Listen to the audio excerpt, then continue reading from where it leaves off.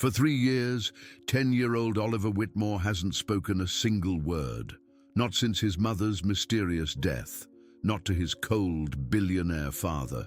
Not to anyone, except in the silent language of his haunting drawings that nobody truly understands.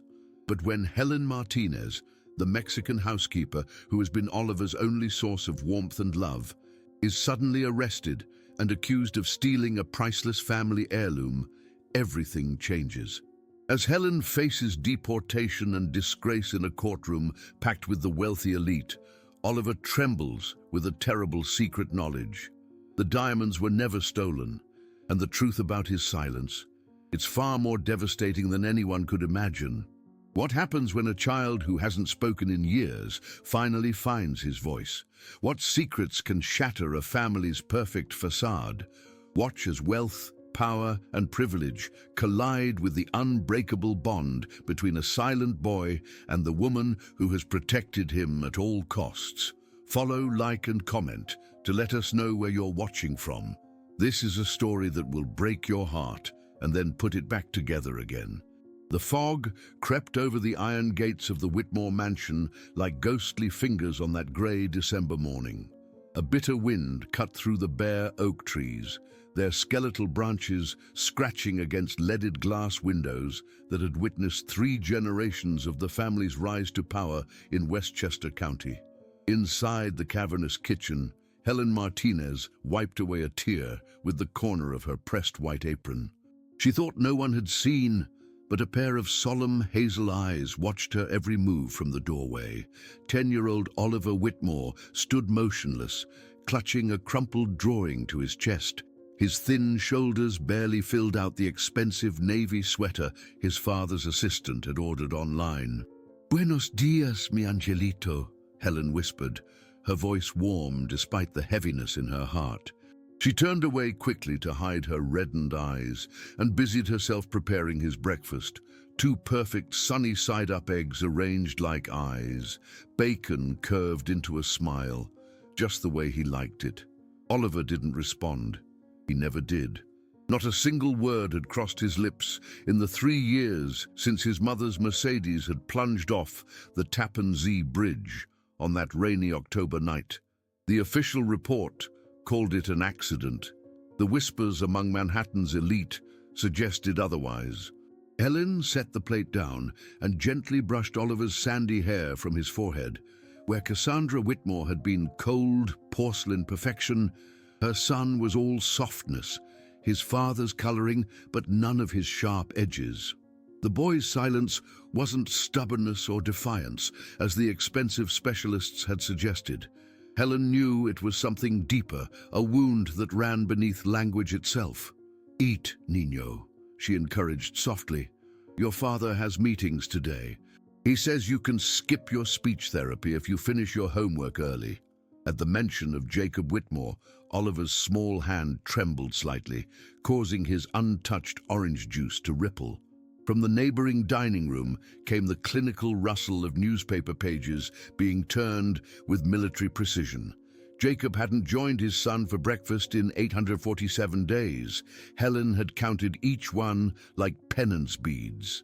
The mansion's silence was almost a physical presence, a cold cloud that hung in the 40-foot ceilings and pooled in the corners of rooms too large for the 3 souls that inhabited them. The only warmth existed in the kitchen, where Helen hummed soft lullabies in Spanish while she worked, and in Oliver's room, where his drawings covered every available surface, each one depicting the same scene: a woman with dark hair standing beside a small boy, their hands nearly touching but never quite meeting. At precisely 7:45 a.m., Jacob Whitmore appeared in the doorway. 6 feet of tailored intimidation in a charcoal Tom Ford suit, his jawline still sharp at 53, his silver-flecked hair betraying not a single strand out of place. His eyes barely registered his son as he placed his folded newspaper on the counter. "The Bergman meeting has been moved up. I'll be home late," he announced to no one in particular. Then, as an afterthought, "Has he spoken today?" Helen shook her head. "No, Senor Whitmore." Jacob's mouth tightened. "Doctor, Levinson says this selective mutism is a choice he's making. It's been 3 years, for Christ's sake. His voice was clinical, as if discussing a troublesome investment rather than his own flesh and blood. Oliver shrank further into himself, his eyes fixed on his plate. The bacon smile now seemed like a cruel mockery. Helen saw the boy's distress and instinctively moved closer to him, her body creating a shield between father and son. "He will speak when he's ready, Signor," she said softly but firmly. Jacob's eyes narrowed at this small challenge to his authority. He checked his Patek Philippe watch, a gesture that had become his signature dismissal. "Whatever. The housekeeper will be in at noon. Make sure the East Wing is prepared for the gallery reception on Friday." As he turned to leave, his elbow caught a crystal tumbler, sending it shattering across the imported marble floor. Oliver flinched at the sound, his eyes widening in terror. "Clean that up," Jacob snapped, not bothering to look back. Helen immediately knelt to gather the glass fragments, her weathered hands moving quickly. At 46, her once black hair now showed threads of silver, earned through 2 decades of raising other people's children after leaving her hometown of Oaxaca with nothing but a bus ticket and desperate prayers. What happened next would replay in Helen's mind for months to come. Jacob paused at his study door, his shoulders suddenly rigid. "Helen," he called, his voice unnaturally calm. "Where is my mother's diamond necklace?" The temperature in the room seemed to drop. Helen looked up, confusion crossing her features. "Signor? The necklace? From the safe." His words were measured, dangerous. "It's gone." "I don't understand, Signor. I never touched the safe. I don't even know the—" "Save it." Jacob strode back into the kitchen, his face transformed by a cold fury. $3 million worth of diamonds, and you expect me to believe they just walked out of a state-of-the-art safe? Helen stood slowly, glass shards still clutched in her trembling palm. "Please, Signor Whitmore, I would never." "You're the only other person in this house most days." Jacob's voice rose. 20 years of loyalty bought what? The first opportunity to rob me blind? Oliver began to rock slightly, his hands pressed against his ears. "I didn't take anything," Helen's voice cracked. "I swear on my life." But Jacob had already pulled out his phone, his finger hovering over the screen. "I'm calling the police," he said with terrible finality. "Let them sort it out." Helen's face drained of color. "Please no, I have my green card hearing next month. You should have thought of that before stealing from my family," Jacob spat, pressing the numbers with vicious precision. Within 17 minutes, 2 Westchester County police officers stood in the kitchen. Their eyes took in the mansion's opulence, then settled on Helen's shaking form with a familiar skepticism. They'd seen this story before: wealthy employer, immigrant worker, valuables gone missing. The conclusion was already written.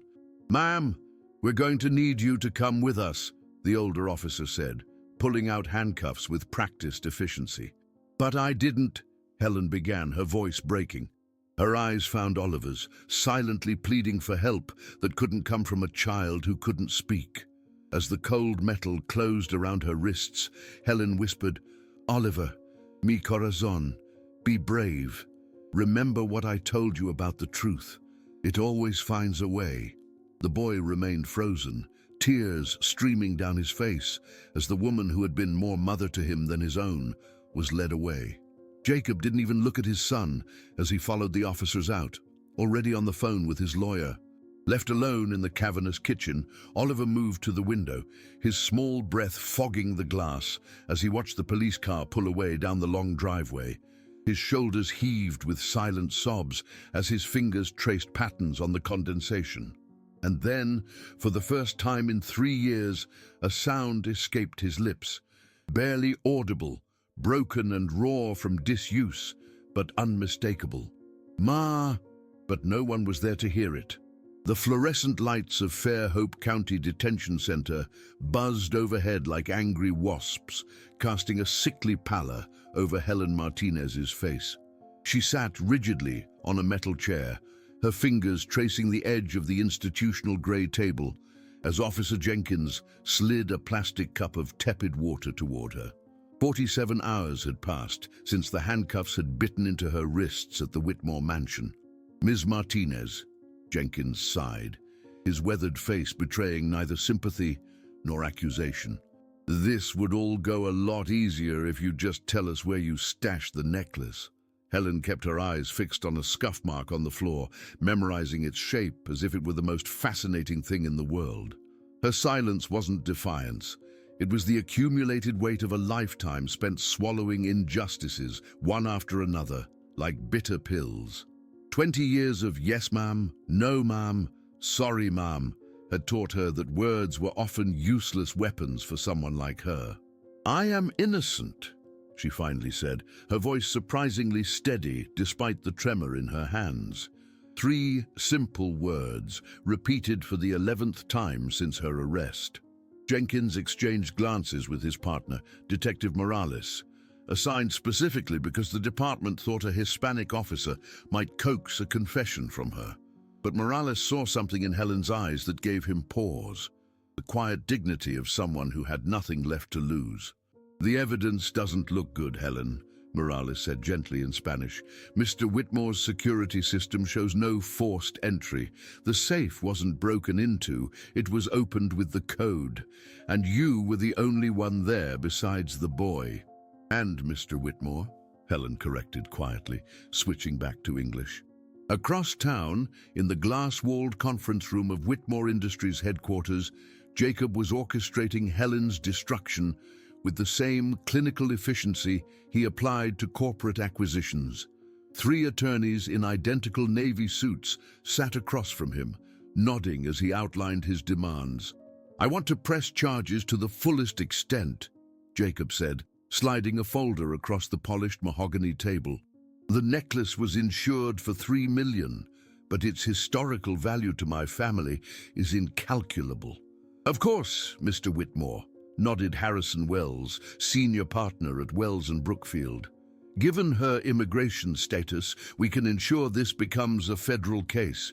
I've already spoken with the district attorney, who assures me they'll make an example of this unfortunate situation." Jacob nodded, his face a perfect mask of righteous indignation. Only the slight tremor in his left hand as he reached for his water glass betrayed any hint that something deeper might be churning beneath his immaculate surface. Back at the mansion, Oliver Whitmore hadn't eaten in 36 hours. The new housekeeper, Mrs. Dawson, reported this to Jacob in a clipped voicemail he didn't bother to finish listening to. The boy sat cross-legged on his bedroom floor, surrounded by drawings, fragments of memories or dreams indistinguishable from one another in the jagged lines of colored pencil. His small hand reached into the pocket of his hoodie, fingers closing around a crumpled note he never let anyone see. The paper was worn thin from constant handling, the creases threatening to tear it apart. Only Oliver knew what was written there, and why he guarded it as fiercely as a soldier might protect his last letter from home. As the afternoon shadows lengthened across his bedroom floor, Oliver began systematically hiding objects throughout the house. A silver teaspoon under a loose floorboard in the library, his mother's hairbrush behind the heating vent in the East Hall bathroom, a single cufflink in the hollow base of a porcelain figurine. To anyone watching, it might have seemed like the random actions of a disturbed child, but behind Oliver's solemn eyes, a careful calculation was taking place. A map being drawn, a story being constructed, one hidden object at a time. The preliminary hearing was set for Thursday morning at the Fairhope County Courthouse. Helen was led into courtroom C, wearing an orange jumpsuit that hung from her frame like a deflated balloon. 3 sleepless nights had hollowed her cheeks and darkened the circles beneath her eyes. She scanned the gallery instinctively, looking for a small figure with sandy hair, but Oliver wasn't there. Jacob Whitmore sat in the front row, flanked by Harrison Wells and another attorney whose name Helen never caught. He didn't look at her once. Judge Evelyn Patterson, a stern woman with silver-rimmed glasses perched on her nose like vigilant birds, called the court to order with 3 sharp raps of her gavel. "The state versus Helen Martinez," she announced, peering over those watchful glasses. "Charges of grand larceny and theft exceeding the value of $1 million. The prosecutor, a razor-thin woman named Amanda Dawes, approached the bench with the confident stride of someone who'd never lost a case against someone who couldn't afford a high-priced defense. "Your Honor, the defendant had exclusive access to the Whitmore residence, knowledge of the family's schedule, and opportunity to commit this crime. We have reason to believe she may be connected to a larger network of domestic workers targeting wealthy homes in the tri-state area." Helen's court-appointed attorney, Michael Ruiz, a harried public defender with 3 other cases that morning, stood and attempted to object, but Judge Patterson waved him down. "Save it for trial, counselor," she said dismissively. As the proceedings continued, the back door of the courtroom creaked open. Marjorie Cunningham, the Whitmores' next-door neighbor, slipped in and took a seat directly behind Jacob. Her perfectly coiffed blonde hair and Hermes scarf screamed old money, but the eager glint in her eye was pure gossip columnist. "I heard her on the phone speaking Spanish many times," Marjorie whispered loudly to Jacob. "Very suspicious conversations. I told Cassandra years ago she shouldn't trust the help so implicitly." Helen stared straight ahead, her face impassive, but her knuckles whitened as she gripped the edge of the defense table. Every fiber of her being wanted to turn around, to defend herself against these whispered character assassinations. But 20 years of experience had taught her that dignity in silence was sometimes the only weapon left to people like her. Throughout it all, she kept glancing at the courtroom doors as if expecting someone, not Oliver. She knew Jacob would never bring him here, but someone else, someone whose absence felt like one more betrayal piled atop the others. As the judge set a trial date and denied bail based on what she called flight risk concerns, a thinly veiled reference to Helen's Mexican heritage despite her legal residency, Helen finally looked directly at Jacob. Their eyes met across the courtroom, and for a brief moment, something flickered across his face. Not guilt, not exactly. Something more complicated, more human than Helen had seen in him since Cassandra's death. Then it was gone, replaced by the familiar mask of cold certainty as he turned to whisper something to his attorney. As the bailiff led Helen back toward the holding area, she paused and spoke just loudly enough for Jacob to hear. "Ask him about the drawing under his bed." Jacob's head snapped up, but Helen was already being led through the heavy wooden door, back to a cell where she would spend another night wondering if the truth could ever outweigh wealth and power in the scales of American justice. Oliver bolted upright in bed, his small chest heaving with ragged breaths that tore through the midnight silence of the Whitmore mansion. Sweat plastered his sandy hair to his forehead, his pajamas clinging to his trembling body like a second skin. The moon cast elongated shadows across his bedroom floor, misshapen monsters that seemed to writhe and reach for him with spectral fingers. It was the 3rd time this week he'd had the dream. Always the same one. The grand staircase, the feeling of falling, the sharp crack as his body hit the marble foyer below. But in the dream, unlike his fragmented memories, he could see who was there. Not his biological mother cradling him as the official story went, but Helen's warm brown eyes filled with panic, her gentle hands checking for injuries, her voice a desperate whisper, "Stay with me, mi angelito." And in the background of the dream, a man's silhouette backlit by the chandelier, shouting words that made no sense. "She can never know. Do you understand? She can never know what happened here." Oliver pressed his small fists against his eyes, trying to push the images away. The digital clock on his nightstand blinked 3:17 a.m., 3 days before Helen's trial was set to begin. 3 days to make someone, anyone, understand what he couldn't say aloud. With shaking hands, he reached under his mattress and pulled out his sketchbook and colored pencils. Mrs. Dawson, the new housekeeper, had confiscated his art supplies until you start behaving normally again, but she hadn't found his secret stash. Oliver flipped to a blank page and began to draw with fevered intensity, his hand moving across the paper with desperate purpose. First, a woman with dark hair bent over a bassinet, tears streaming down her face. The lines were jagged, emotional, unlike the precise architectural drawings his father praised before Oliver's silence began. Next came a ring broken in half, lying on what appeared to be hospital floor tiles. Then a small boy in a hospital bed, tubes snaking from his arms, a bandage wrapped around his head. Above the bed, a calendar showed a date, October 17th, the same day his mother supposedly died 3 years later. Oliver paused, his pencil hovering over the paper. He closed his eyes, concentrating on the fractured images that haunted his sleep. Something about the timeline was wrong. Something about the stories he'd been told didn't match the fragments of memory that surfaced in his nightmares. With trembling fingers, he scrawled a single phrase beneath the drawings. She cried in the dark. Then he added something else, a sequence of numbers that made sense only to him. 10, 17, 09, 10, 17 to 12. The boy carefully tucked the sketchbook under his pillow and curled into a tight ball, clutching a worn teddy bear Helen had given him on his 6th birthday. Outside his window, an owl called mournfully into the darkness.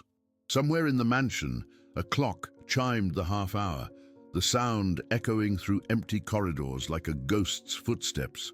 Morning arrived with harsh autumn sunlight and the sound of Jacob's Italian loafers clicking decisively on the hardwood floor. Oliver lay motionless, pretending to sleep as his father entered his room without knocking, a rare occurrence that immediately put the boy on high alert. "Oliver," Jacob's voice was clipped, authoritative. "I know you're awake. Mrs. Dawson says you haven't eaten in 2 days. This has to stop." When Oliver didn't respond, Jacob sighed, a sound more frustrated than concerned, and sat awkwardly on the edge of the bed. The mattress barely dipped under his weight, as if even gravity bent to Jacob Whitmore's disciplined physique.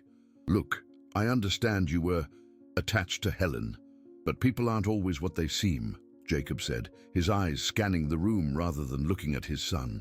"When someone betrays your trust, you have to cut them out completely. It's a lesson I learned in business, and it applies to personal matters as well." Oliver remained still, eyes closed, breathing carefully regulated. After an uncomfortable minute, Jacob stood and straightened his custom suit jacket. "Dr. Levinson will be here at 4. I expect you to cooperate this time." Jacob moved toward the door, then paused as his foot kicked something under the bed. He bent down and retrieved the sketchbook that had slipped from beneath Oliver's pillow. With clinical curiosity, Jacob flipped it open, his expression hardening as he studied the drawings. His fingers tightened on the pages, knuckles whitening as he reached the final page with its cryptic message. "What is this nonsense?" Jacob muttered, more to himself than to Oliver. His eyes narrowed at the dates, recognition flickering across his features before being quickly suppressed. With methodical precision, he tore the page from the book, then folded it and placed it in his pocket. As Jacob turned to leave, Oliver opened his eyes, watching his father through a veil of eyelashes. Something in the boy's chest tightened when Jacob paused at the doorway, looked at the torn sketchbook in his hand, and then deliberately dropped it into the wastepaper basket before walking out. The moment the door closed, Oliver slid from his bed and retrieved his damaged sketchbook, clutching it to his chest like a wounded animal. His father had taken the drawing, but not the memory it represented, not the truth that was fighting to surface. While Oliver confronted his shattered past, Helen Martinez sat in a sterile visitation room at the county jail, facing an unexpected visitor.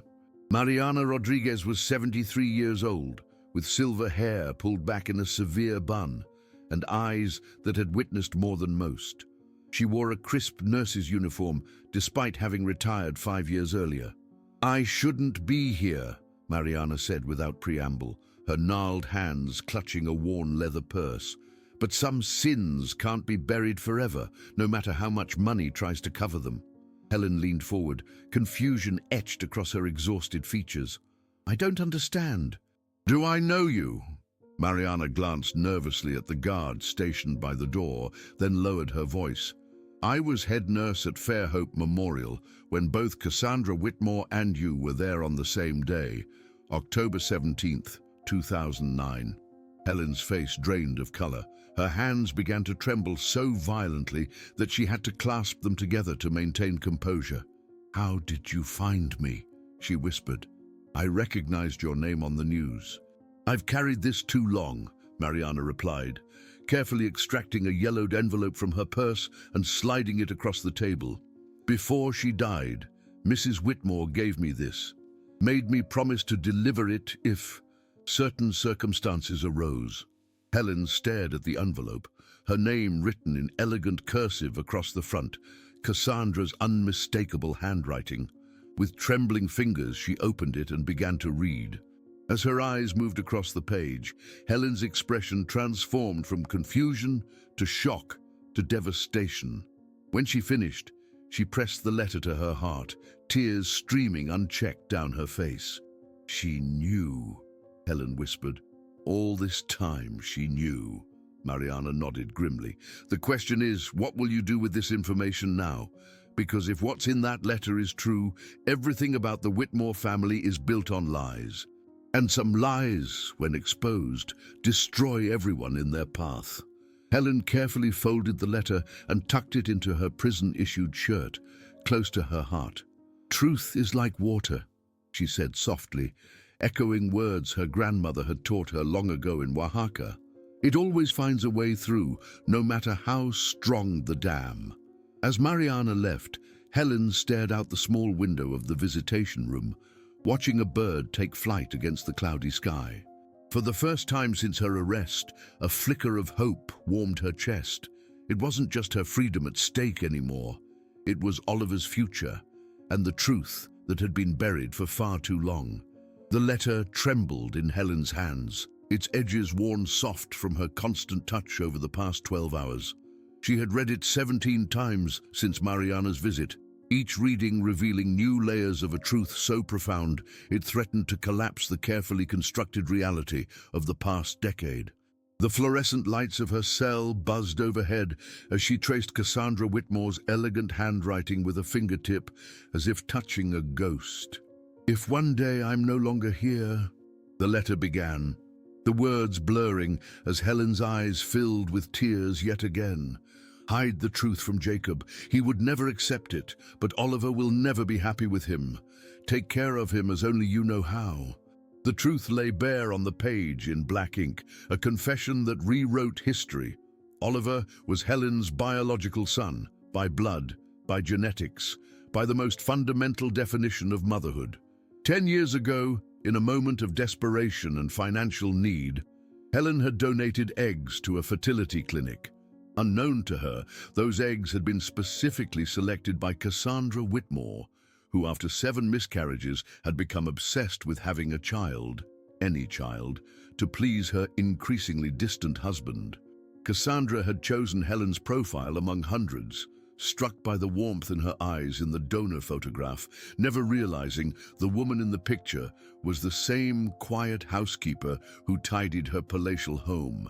The medical miracle that had been celebrated in the society pages, Whitmore heir finally born to delighted parents, had been built on a secret that only Cassandra knew, until she recognized Helen's eyes in her son's face one afternoon as they played in the garden, until she confronted medical records and confirmed what maternal instinct had already told her. But instead of firing Helen, as most women might have done, Cassandra had made a different choice.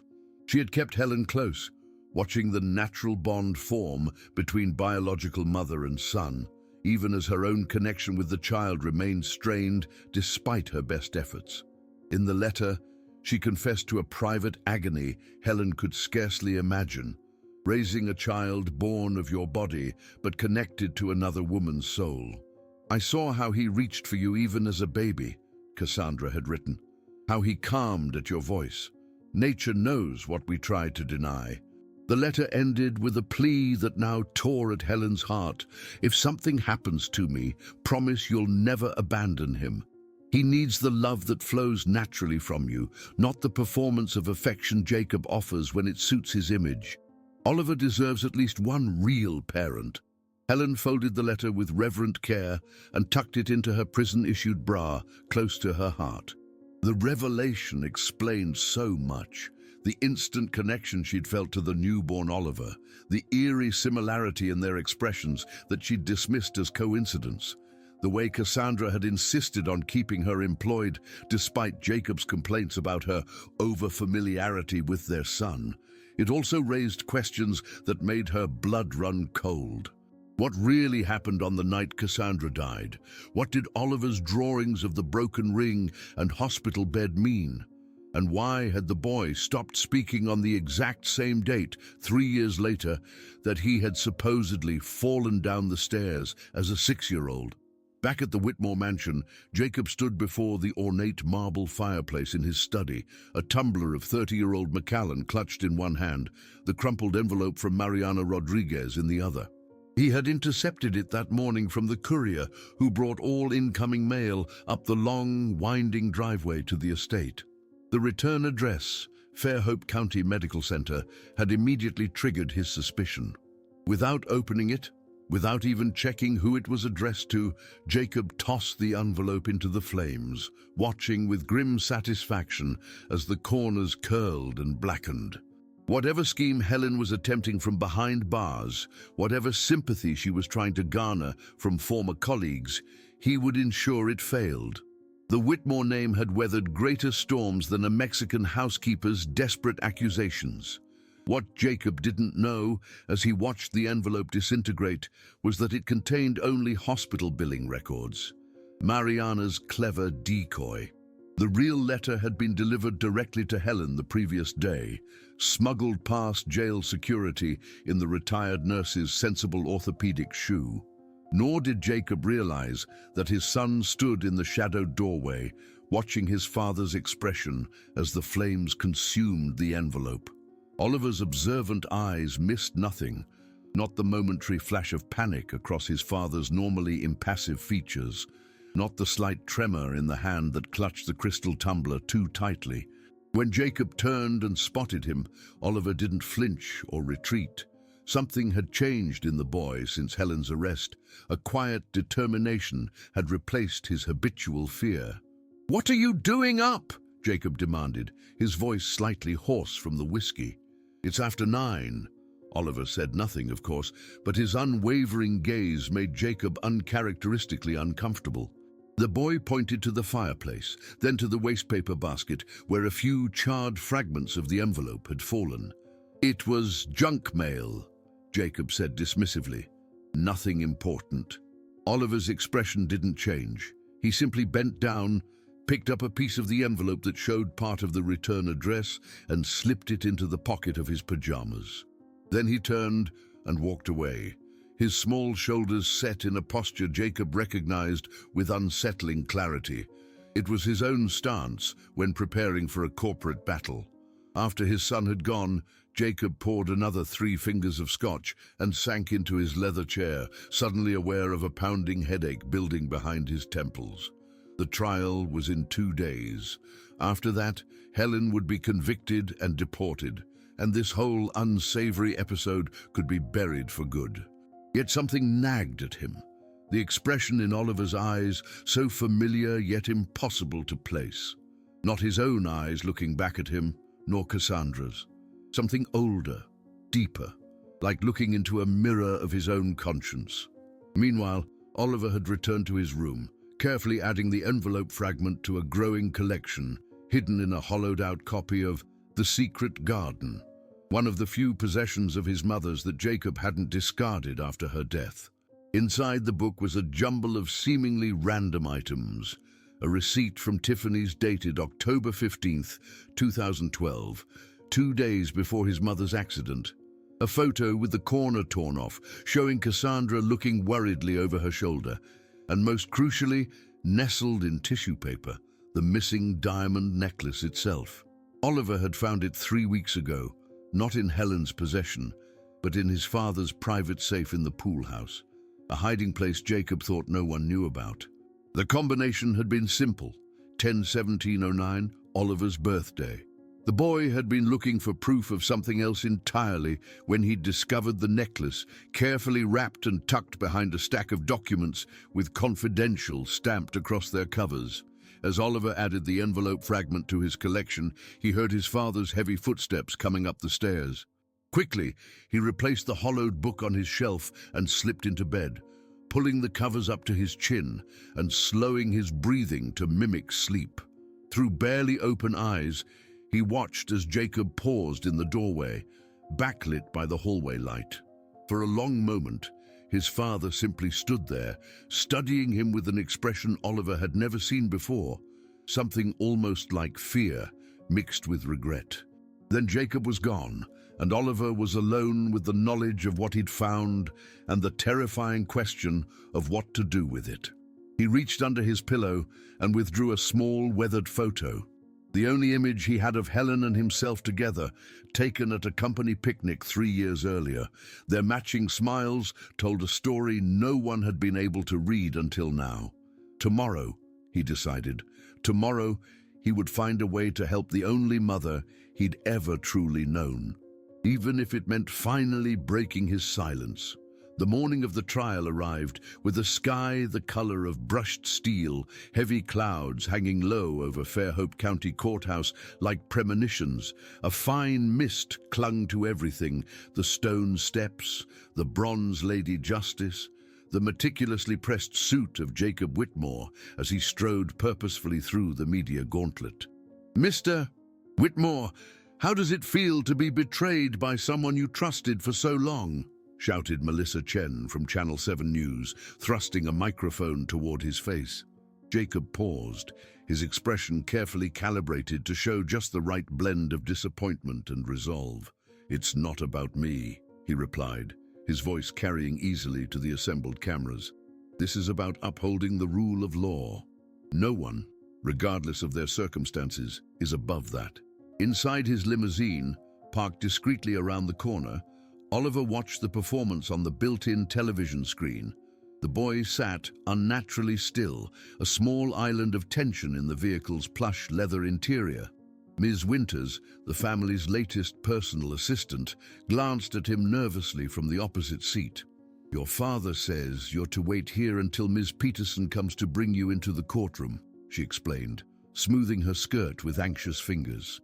"He thinks it's best if you're only present for a short portion of the proceedings." Oliver gave no indication that he'd heard. His attention was fixed on the small bulge in his jacket pocket, the diamond necklace wrapped carefully in a handkerchief. After 5 sleepless nights, he had made his decision. Today, he would reveal the truth, even if it meant sacrificing the only safety he'd ever known. Across town, Helen Martinez was being prepared for her courtroom appearance. Gone was the orange jumpsuit, replaced by a modest navy dress provided by her court-appointed attorney, Michael Ruiz. The garment hung on her diminished frame. 11 days of jail food and anxiety had melted pounds from her already slim figure. "Remember what we discussed," Ruiz murmured as he straightened Helen's collar. Despite his overloaded case schedule, he'd taken a personal interest in her situation. "Let me do the talking. Don't react emotionally to anything the prosecution says. And whatever you do, don't look at Mr. Whitmore." Helen nodded, her hands clasped so tightly that her knuckles had turned white. "What about Oliver? Will he be there?" Ruiz's expression softened. "I don't know. That's up to his father." He hesitated, then added, "The judge denied our request to have him testify. She says he's too young and his condition makes him an unreliable witness." "His condition," Helen repeated bitterly. "His silence is not a condition. It's a defense." By 9:30 a.m., courtroom 3 was filled to capacity. The high-profile nature of the case, involving one of Westchester's wealthiest families, had drawn spectators from across the county, packing the wooden benches like theater-goers at a sold-out performance. Jacob sat directly behind the prosecution table, flanked by Harrison Wells and another attorney whose sole purpose seemed to be handing Jacob perfectly timed glasses of water.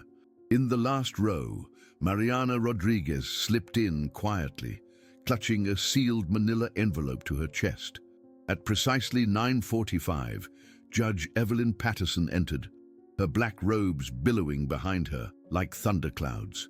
The courtroom rose in unison, then settled back as she took her seat at the bench, adjusting her glasses with practiced precision. Docket number 2025 CR 7391, State of New York versus Helen Martinez, announced the clerk. Charges: grand larceny in the first degree, conspiracy to commit theft. Helen was led in from a side door, her steps small and measured in the unfamiliar dress shoes. As she took her seat beside Michael Ruiz, she allowed herself one sweeping glance across the gallery. Her heart sank when she saw no sign of Oliver. Amanda Dawes approached the bench, her crimson suit a slash of blood against the courtroom's muted palette. Your Honor, the state will prove beyond reasonable doubt that the defendant, Helen Martinez, betrayed the trust of her employer to steal a family heirloom valued at over $3 million. We will demonstrate opportunity, access, and motive. Ruiz rose for his opening statement, his voice steady despite the obvious imbalance of resources between defense and prosecution. Your Honor, Ms. Martinez has been a loyal employee of the Whitmore family for nearly a decade. She has no criminal record, no history of dishonesty, and most importantly, no reason to jeopardize her green card application with such an act. The prosecution has no physical evidence linking my client to this alleged theft, because there is none to find. As the attorneys sparred, the courtroom doors at the back opened silently. Ms. Peterson entered, guiding Oliver to a seat in the third row. The boy's eyes immediately found Helen, and for a brief moment, something electric passed between them, a current of understanding that transcended words. The prosecution called their first witness, Jacob Whitmore himself. He took the stand with the easy confidence of a man accustomed to boardrooms and business negotiations. Under Dawes' careful questioning, he described discovering the missing necklace, his shock at the betrayal, his concern for his son's emotional well-being in the aftermath. This necklace was more than just jewelry, Jacob explained, his voice dropping to a register designed to convey emotional weight. It was the last connection to my mother, who passed when I was in college. I had planned to give it to my late wife on our anniversary, and eventually to my son's bride. In the gallery, Oliver's expression darkened. His small hand moved to his pocket, fingers closing around the hard edges of the diamonds hidden there. The questioning continued, with Dawes guiding Jacob through a carefully choreographed narrative of trust violated and family heritage stolen. When it came time for cross-examination, Ruiz approached the stand with measured steps. Mr. Whitmore, in the 10 years Helen Martinez worked for your family, did she ever give you reason to doubt her honesty? Not until now, Jacob replied smoothly. And the security system in your home, it records everyone who enters and exits, correct? Yes, that's correct. Did those recordings show anyone unusual entering your home on the day the necklace went missing? Jacob hesitated for a fraction of a second. No, but... And does Helen Martinez know the combination to your safe?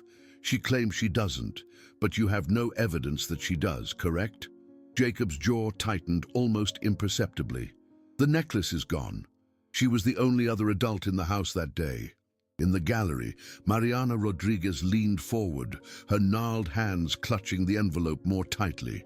At the defense table, Helen kept her eyes fixed on her folded hands, refusing to give Jacob the satisfaction of seeing her distress.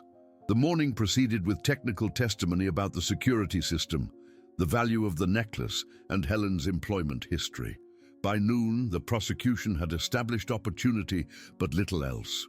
As the judge called for a lunch recess, Jacob rose and made his way toward Oliver, his expression shifting from courtroom gravity to paternal concern with practiced ease. "We'll go get lunch," he informed Miss Peterson. "I want some time with my son." As Jacob approached, Oliver shrank back in his seat, his hand instinctively tightening around the necklace in his pocket. Something in the boy's posture, a new defiance, a gathering resolve, made Jacob pause. "Oliver," he said, his voice lowered to avoid being overheard, "this will all be over soon. Then things can get back to normal." The boy's eyes met his father's, and for the first time, Jacob saw something there that sent a chill down his spine. Recognition. Not the empty stare of the past 3 years, but the piercing gaze of someone seeing clearly for the first time, seeing through the carefully constructed facade to the truth beneath. In that moment, Jacob suddenly understood that his son, his silent, watchful son, knew everything. The afternoon session of the trial began with the ceremonial rap of Judge Patterson's gavel, cutting through the hushed murmurs of the reconvened courtroom. The lunch recess had done nothing to ease the tension that hung in the air like a gathering electrical storm. If anything, it had intensified, particularly between Jacob and Oliver Whitmore, who now sat with a careful 12 inches of upholstered bench separating them. Amanda Dawes approached the witness stand with feline confidence, her stiletto heels clicking a precise rhythm against the polished floor. The prosecution calls Mrs. Eleanor Bedford to the stand. A slender woman in her 60s, dressed in a tweed Chanel suit that whispered old money, made her way forward. After being sworn in, she settled into the witness chair with the practiced ease of someone accustomed to being the center of attention. "Mrs. Bedford, please state your relationship to the Whitmore family for the record," Dawes prompted. "I've been a neighbor of the Whitmores for 23 years, Eleanor replied, her Boston Brahmin accent lending each word a patrician weight. "My late husband and I purchased the estate adjacent to Whitmore Manor in 2002. And during that time, did you have occasion to observe the defendant, Helen Martinez, in her role as the Whitmores' housekeeper?" Eleanor nodded, adjusting a pearl earring with manicured fingers. "Of course. She was always present. At family gatherings, holiday parties. Cassandra, God rest her soul, kept Helen involved in ways I found rather unusual for household staff." In the gallery, Oliver's small hands curled into fists. "Ms. Peterson placed a cautionary hand on his shoulder, sensing his tension. "Did you ever observe anything that concerned you about the defendant's behavior?" Dawes continued. Eleanor's perfectly lined lips curved downward. "On several occasions, I noticed her examining the artwork and valuables in the Whitmore home with particular interest. Not the casual glance of someone dusting, you understand, but studying them, appraising them." Michael Ruiz rose immediately. "Objection, Your Honor." "Speculation." "Sustained," Judge Patterson responded. "The witness will stick to factual observations." Dawes shifted tactics smoothly. "Mrs. Bedford, did you ever witness interactions between the defendant and the Whitmore child that seemed inappropriate?" Eleanor's expression softened with practiced concern. She was overly familiar with the boy. After Cassandra's tragic accident, Helen began treating Oliver as if he were her own child. "I once overheard her speaking to him in Spanish, private conversations that excluded his father entirely. When I mentioned this to Jacob, he seemed troubled by it as well." In the front row of the gallery, Mariana Rodriguez muttered something under her breath, her weathered hands gripping the manila envelope so tightly that her knuckles blanched white. At the defense table, Helen stared straight ahead, her face an impassive mask despite the tears that threatened to spill from her eyes. The accusations weren't just attacking her integrity, they were attempting to criminalize the natural love she'd felt for a child she now knew was biologically hers. When it was Ruiz's turn to cross-examine, he approached with deliberate calm. "Mrs. Bedford, in these 23 years of being neighbors, how many times have you actually been inside the Whitmore home?" Eleanor blinked, momentarily thrown. I couldn't say exactly. Perhaps a dozen times. A dozen times in 23 years, Ruiz repeated, letting the infrequency sink in.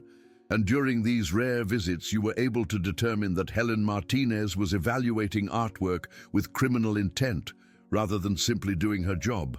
Eleanor's carefully constructed poise faltered slightly. Well, one develops instincts about these matters. Instincts, Ruiz echoed skeptically. Mrs. Bedford, have you ever employed household staff yourself? Of course. We have a full-time housekeeper and groundskeeper. And are they permitted to speak languages other than English in your home? Eleanor shifted uncomfortably. That's hardly relevant. Your Honor, Ruiz interrupted, turning to the judge. I'd like to point out that the witness is attempting to criminalize the defendant's cultural background rather than providing any substantive evidence related to the alleged theft. Judge Patterson nodded. Keep your questions focused on relevant facts, Mrs. Bedford. As the afternoon wore on, the prosecution presented a parade of character witnesses, all members of Jacob's social circle, all with similar vague misgivings about Helen's trustworthiness. None with any actual evidence connecting her to the missing necklace. From his seat in the gallery, Oliver watched with growing agitation. Each false testimony, each manufactured concern about Helen's character, caused his breaths to come faster, more shallow. The necklace in his pocket seemed to grow heavier with each passing minute, the diamonds burning against his thigh through the fabric of his trousers. Finally, after nearly 3 hours of testimony, Amanda Dawes approached the bench with a satisfied smile. Your Honor, the prosecution rests its case. Judge Patterson turned to Michael Ruiz. Counsel, is the defense prepared to present its case? Ruiz rose, straightening his tie. Yes, Your Honor. The defense calls Helen Martinez to the stand. A collective murmur rippled through the courtroom as Helen made her way to the witness stand. Her steps were steady, despite the exhaustion evident in the shadows beneath her eyes. After being sworn in, she squared her shoulders and faced the courtroom with quiet dignity. Under Ruiz's gentle questioning, Helen described her 10 years with the Whitmore family, her devotion to Oliver, her respectful relationship with Cassandra, her consistent record of honesty and hard work. When asked directly about the necklace, her denial was simple and unwavering. I never touched Mrs. Whitmore's jewelry, she stated. I didn't even know the combination to the safe. When Amanda Dawes rose for cross-examination, her approach was immediately aggressive. Ms. Martinez, you were facing deportation proceedings at the time of the theft, were you not? Objection, Ruiz called out. Ms. Martinez's immigration status has no bearing on this case. It speaks to motive, Your Honor, Dawes countered. Financial desperation. Judge Patterson considered briefly. I'll allow it, but tread carefully, Counselor. Dawes turned back to Helen with a predatory smile. You needed money for legal fees, didn't you? A valuable necklace could solve those problems quite neatly. Helen's voice remained steady. I would never steal from the Whitmore family, even to avoid deportation, even to avoid being separated from Oliver Whitmore, a child you've admitted to having an unusually close attachment to. Helen's eyes flicked briefly to Oliver, then back to Dawes. I would never steal from them, she repeated, especially not from Oliver. As the questioning continued, growing increasingly hostile, Oliver began to rock slightly in his seat. His breathing quickened, his small chest rising and falling rapidly beneath his blue blazer. Ms. Peterson noticed his distress and leaned over to whisper something, but the boy's focus had narrowed to a laser point, fixed on Helen, on his father, on the injustice unfolding before him. Judge Patterson checked her watch. We'll continue for 30 more minutes, then recess until tomorrow morning. Dawes nodded. Ms. Martinez, let me be direct. You took the necklace because you felt entitled to it after years of what you perceived as insufficient compensation for practically raising Mr. Whitmore's son, didn't you? No, Helen answered, her composure finally beginning to crack. I would never take what belonged to Oliver's future. Oliver's future, Dawes pounced. So you do see yourself as having a claim on the child's life? Perhaps even a greater claim than his father's? Before Helen could respond, a commotion erupted in the gallery. Oliver had risen to his feet, his face flushed, his body trembling visibly. "Ms." Peterson tried to gently pull him back down, but the boy shook off her hand. "Order!" Judge Patterson called, banging her gavel. "Young man, please take your seat." But Oliver Whitmore, silent for 3 long years, had finally reached his breaking point. With deliberate steps, he moved past the gallery rail and into the central area of the courtroom, all eyes following his progress. Jacob half rose from his seat, reaching out as if to stop his son, but Oliver sidestepped his grasp. The courtroom fell into stunned silence as the small figure approached the bench. Television cameras swiveled to capture the unexpected development. Helen's hands gripped the edge of the witness stand, her knuckles white with tension. Oliver stood in the center of the courtroom, his slight frame somehow commanding the attention of every person present. His gaze moved from the judge to Helen, then finally settled on his father. Jacob's face had drained of color, a muscle twitching involuntarily at his jaw. Oliver's lips parted, trembled. The entire courtroom seemed to collectively hold its breath. And then, in a voice raspy from disuse but clear enough to carry to every corner of the hushed room, Oliver Whitmore spoke his first words in 3 years. "She didn't do it, Dad." The simple declaration crashed into the courtroom like a thunderclap. Gasps erupted from the gallery. Judge Patterson's gavel banged ineffectually against the sudden chaos. Reporters scrambled for their phones, but Oliver wasn't finished. With shaking hands, he reached into his pocket and withdrew the diamond necklace, holding it up for all to see, the missing evidence that had been the foundation of the entire case. Judge Patterson's voice cut through the tumult. "Order! I will have order in this court immediately." As the commotion gradually subsided, the judge leaned forward, addressing Oliver directly. "Young man, is that the necklace in question?" Oliver nodded, his eyes never leaving his father's ashen face. "And how did it come to be in your possession?" she asked, her tone gentler now. Oliver took a deep, shuddering breath. He pointed to the burned envelope in his other hand, then to Jacob, who stood frozen in place, looking as though the floor had fallen away beneath him. From the witness stand, Helen whispered, "He remembered." And then, in a voice so quiet that the entire courtroom had to strain to hear, Oliver spoke again, 6 words that would change everything. "She's my mum."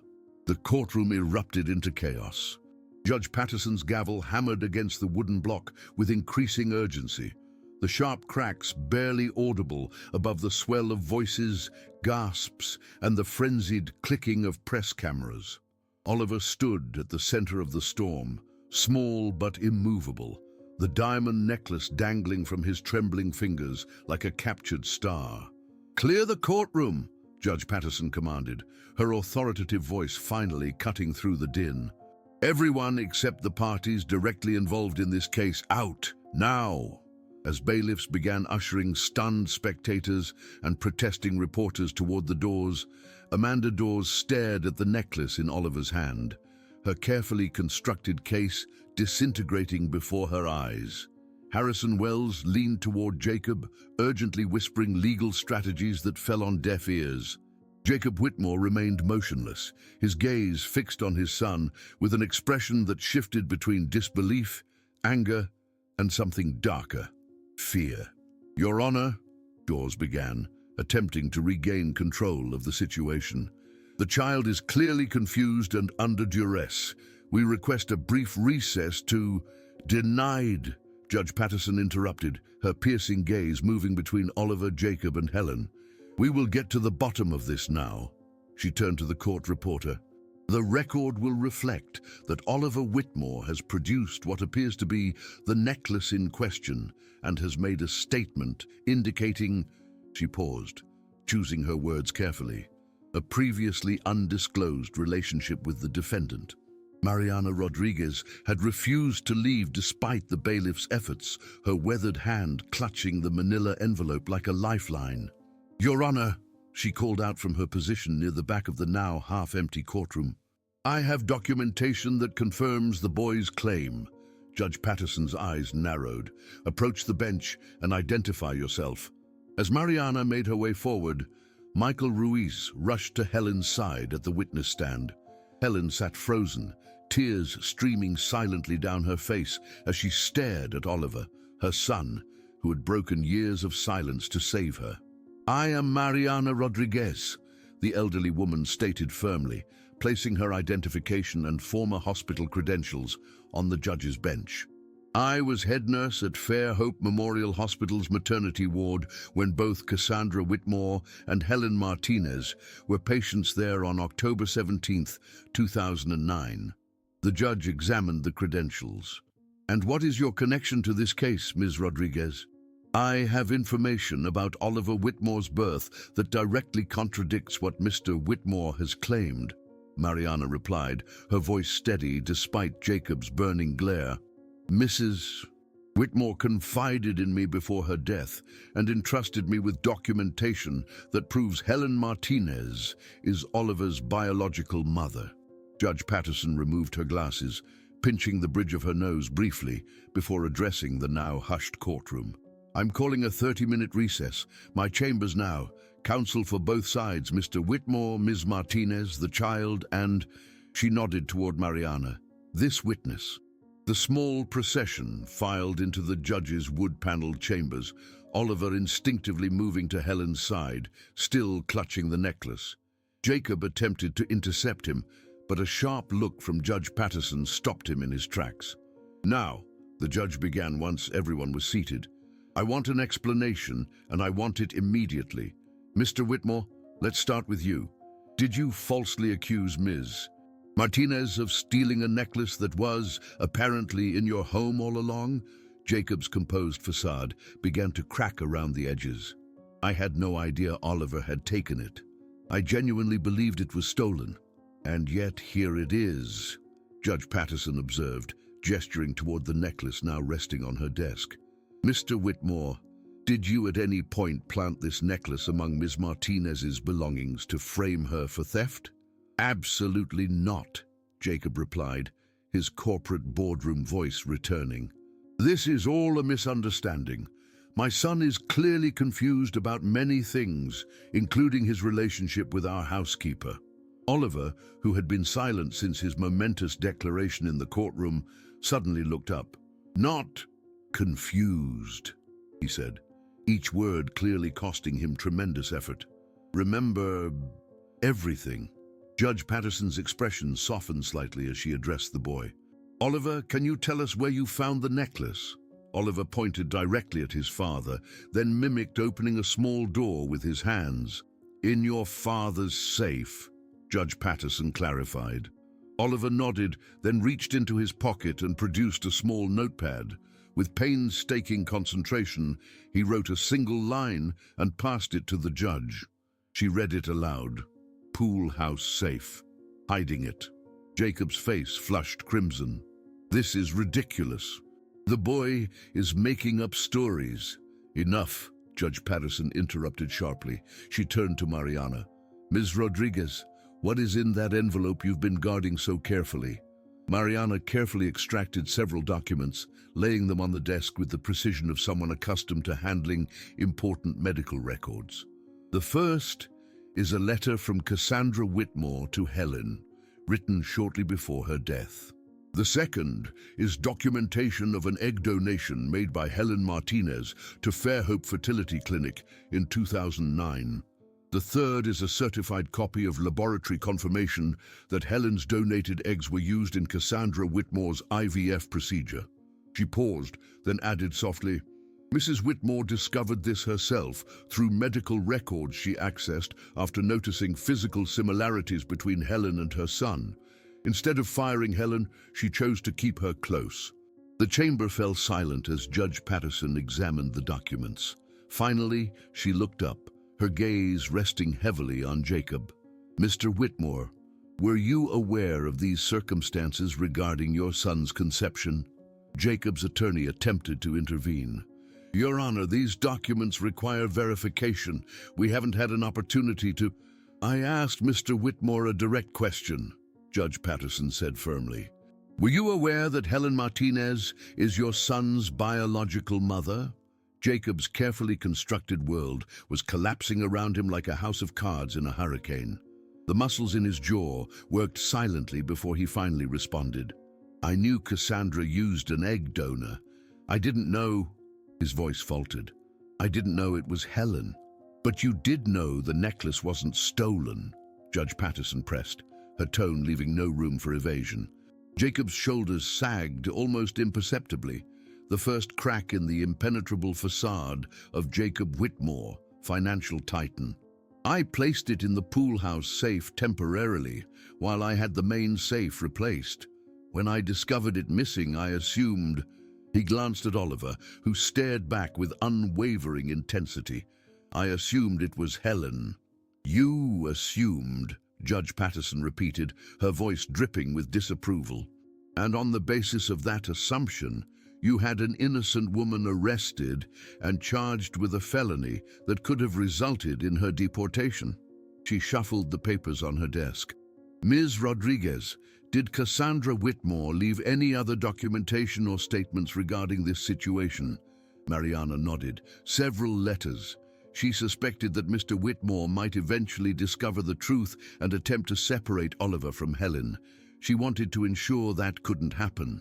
As the revelations continued to unfold in the judge's chambers, outside in the courthouse hallways, news of the dramatic developments spread like wildfire.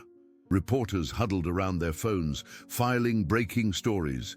Billionaire's son breaks years of silence to exonerate housekeeper. Shocking paternity revelation in Whitmore jewel theft case. Egg donor housekeeper accused of theft by billionaire employer. Within hours, Whitmore Industries' stock price began to plummet as investors reacted to the scandal engulfing its CEO. The carefully cultivated image of Jacob Whitmore, grieving widower, devoted father, corporate visionary, was being rewritten in real time across social media platforms and news outlets nationwide.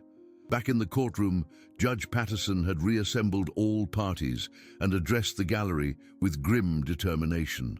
In light of evidence presented in my chambers, all charges against Helen Martinez are hereby dismissed, she announced, her gavel punctuating the declaration with finality.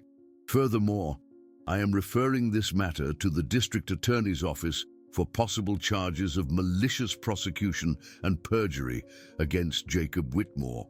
Cameras flashed as Helen emerged from the defendant's table, finally free. Oliver broke away from Ms. Peterson and ran to Helen, throwing his arms around her waist with such force that she nearly lost her balance. She knelt to embrace him properly, tears flowing freely now as she cradled the son she had loved from a distance for so many years. Mi hijo, she whispered against his hair, my brave, brave boy. Jacob stood apart from the emotional reunion.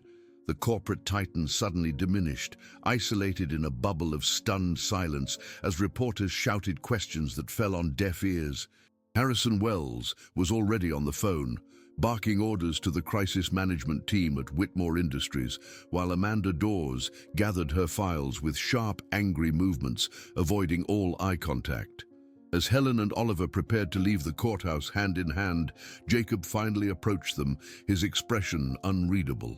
We need to discuss custody arrangements, he said stiffly. Helen straightened, years of deference falling away as she faced him as an equal for the first time. Yes, she agreed simply. We do. The system that had nearly destroyed Helen now pivoted to protect her. Judge Patterson, outraged by the miscarriage of justice that had nearly occurred in her courtroom, personally expedited an emergency custody hearing. Child welfare specialists interviewed Oliver, who communicated through a combination of his newly recovered speech, still halting but growing stronger each day, and written notes. Their conclusion was unanimous. Helen Martinez should have primary custody of her biological son, with Jacob granted visitation rights pending completion of family therapy sessions. The ruling sent shockwaves through Westchester's elite circles, where the unspoken rule had always been that money and power trumped all other considerations. For the first time in his adult life, Jacob Whitmore had lost a battle he couldn't buy his way out of. The only victory he managed to salvage was keeping the most damaging details out of the public record through a confidentiality agreement. A small consolation as he watched his son leave the courthouse holding the hand of the woman he had so grievously wronged. As television crews captured Helen and Oliver walking down the courthouse steps together somewhere in the distance, a church bell tolled 3 times, marking not just the hour, but the end of one chapter and the beginning of another for the unlikely family forged in secrets, separated by silence and finally united by truth. Frost etched delicate patterns across the edges of the park benches, nature's own filigree more intricate than any jeweler's craft. 3 months had passed since the courthouse revelation that had turned the Whitmore scandal into national news. December had arrived in Fairhope with a stillness that seemed to hold the town in a crystalline pause, as if the year were gathering its final breaths before surrendering to the next. Helen and Oliver walked side by side along the winding path of Riverside Park, their footsteps crunching rhythmically on the frozen gravel. Oliver's voice had strengthened with each passing week, though he remained selective with his words, weighing each one like precious stones before releasing them into the world.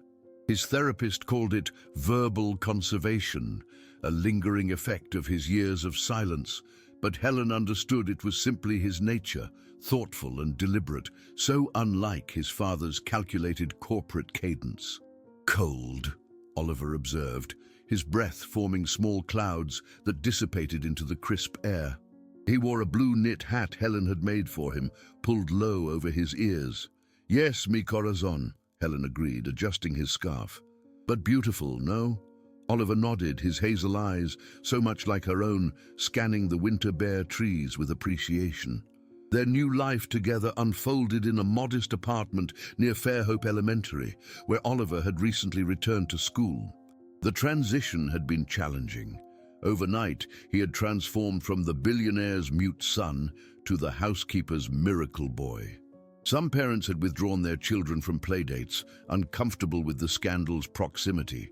Others had reached out with surprising kindness, including his new best friend Mateo's family, who had Helen and Oliver over for dinner every Thursday. What mattered most to Helen was the gradual return of color to Oliver's world.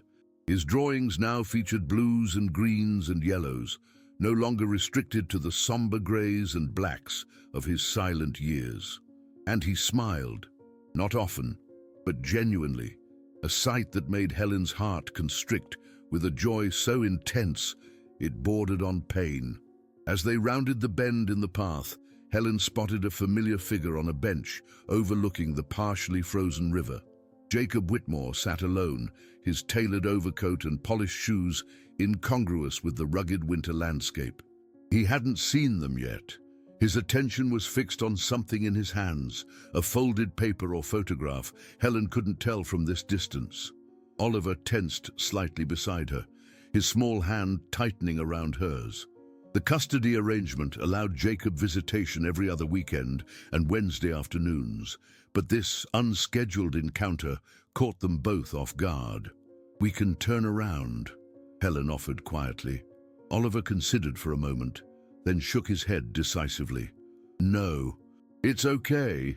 They continued forward, their pace slowing almost imperceptibly. Jacob looked up as they approached, quickly tucking whatever he had been examining into his coat pocket. The past 3 months had aged him visibly. Silver now dominated his temples, and lines had etched themselves more deeply around his eyes and mouth.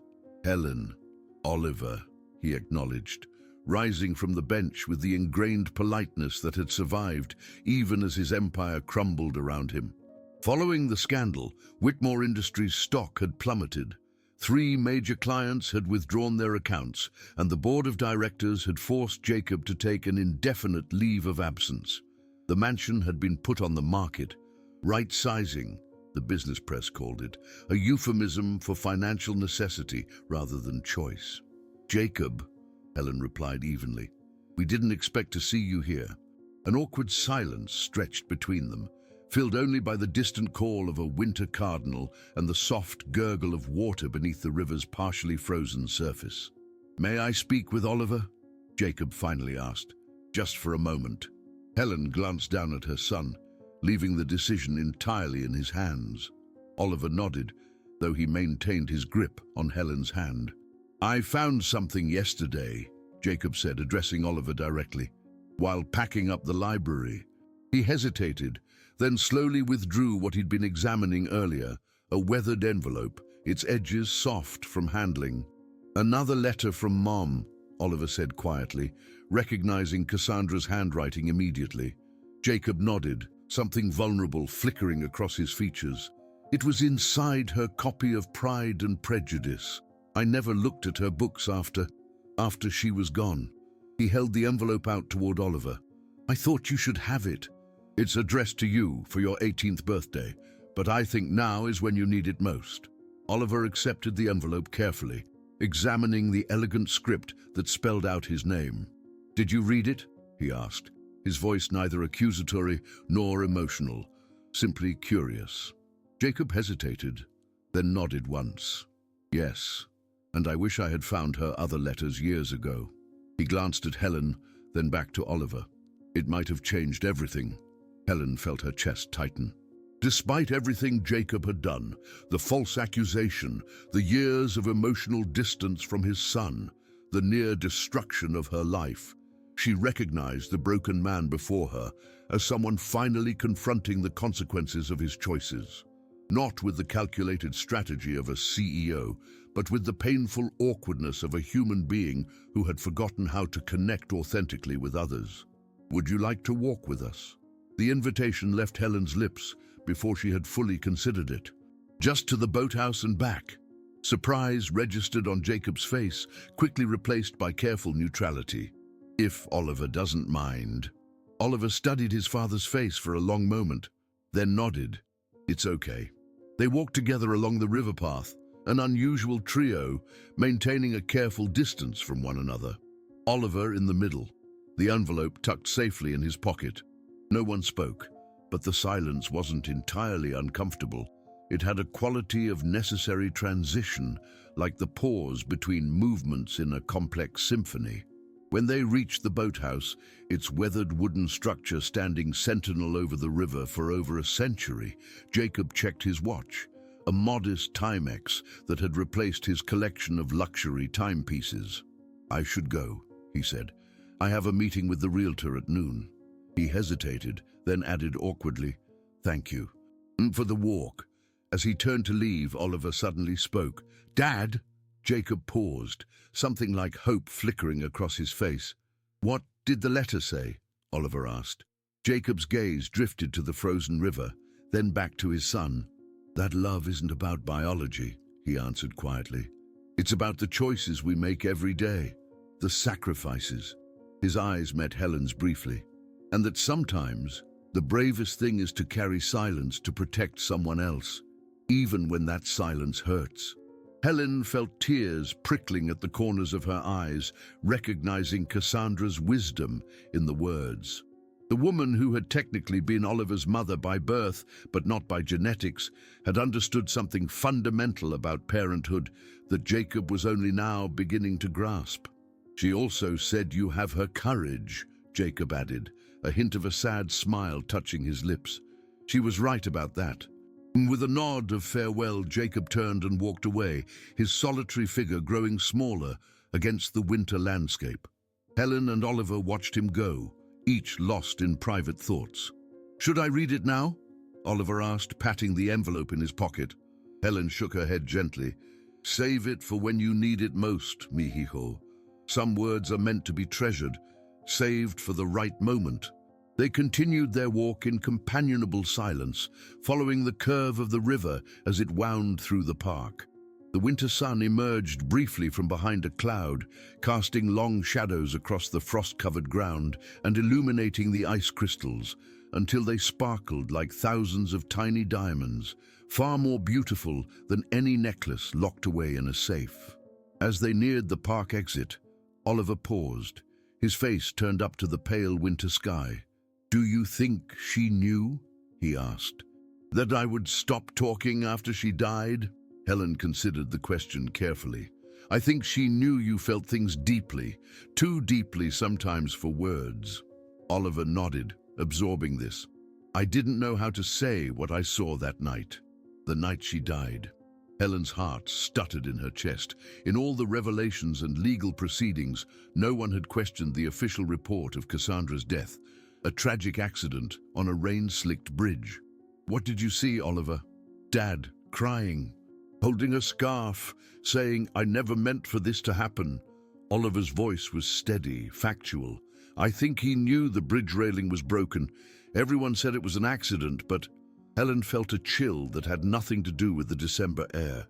The implications were staggering, but she knew instinctively that pursuing this revelation would only bring more pain. Some truths were better left in the shadows, at least until Oliver was older and could decide for himself whether to bring them into the light. "The past is written," she said gently, borrowing a phrase her grandmother had often repeated. "But the future is ours to create together." Oliver seemed to accept this wisdom. He took Helen's hand again as they continued walking, their matched pace falling naturally into rhythm.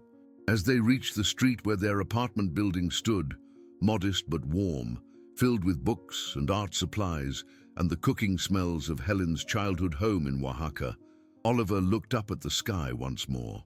"Thanks," he said softly, his words barely audible above the winter wind, "for never leaving." Helen squeezed his hand, her heart too full for speech. They had both carried silence as a burden for too long. Now each word between them felt like a gift, a small miracle of connection that needed no diamonds, no mansions, no courtroom drama to make it precious. Behind them, the winter sun slipped behind clouds again, casting the park in gentle shadows. Ahead, their apartment windows glowed with welcoming warmth. Between past and future, between silence and speech, mother and son walked home together, each step writing the next line of their story. Sometimes the most profound truths remain trapped in silence, waiting for the perfect moment to break free.